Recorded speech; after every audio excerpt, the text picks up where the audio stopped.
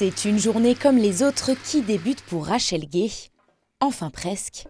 Car depuis quelques semaines maintenant, à tout juste 29 ans, la Haut-Savoyarde d'adoption est devenue la meilleure jeune caviste de France.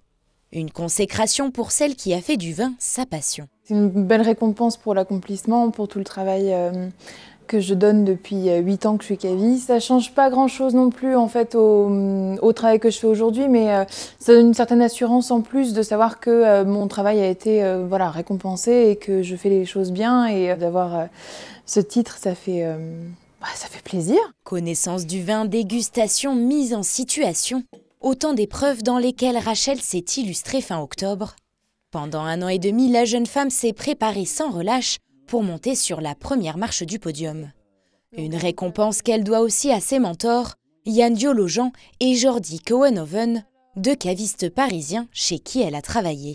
C'est là où j'ai vraiment appris à transmettre aussi le travail du vigneron en amont. On allait dans la vigne, on rencontrait des vignerons régulièrement et tout ce partage-là et toute cette générosité qu'ils transmettent eux-mêmes encore au quotidien m'ont donné cette fièvre. Ils m'ont beaucoup aussi initié à la biodynamie, au vin bio, où il y a une dimension en plus environnementale qui est vraiment très intéressante et quand on s'y intéresse qui est passionnante. Passée dans le pays nantais mais aussi à l'étranger du côté de Vancouver, c'est désormais à Thônes, au sein de la Planque Caviste, que Rachel laisse parler son amour du vin et des spiritueux. Aux côtés d'Antonin Mermillot, le gérant, elle prend plaisir à partager ses conseils et sa connaissance depuis bientôt 2 ans. Là, c'est les côtes du Rhône Sud, en fait, donc on va quand même avoir un côté assez charpenté, assez solaire. Ça ressemble un petit peu à des côtes du Rhône Sud, mais c'est un métier passion, donc il faut le transmettre. J'aime le transmettre aux gens, transmettre un peu l'histoire des vignerons, transmettre mes derniers coups de cœur, pourquoi j'ai aimé ce vin-là, et comprendre aussi que le vin, ça peut être une émotion selon avec qui on le partage, selon avec quoi on va le boire, à manger, tout ça.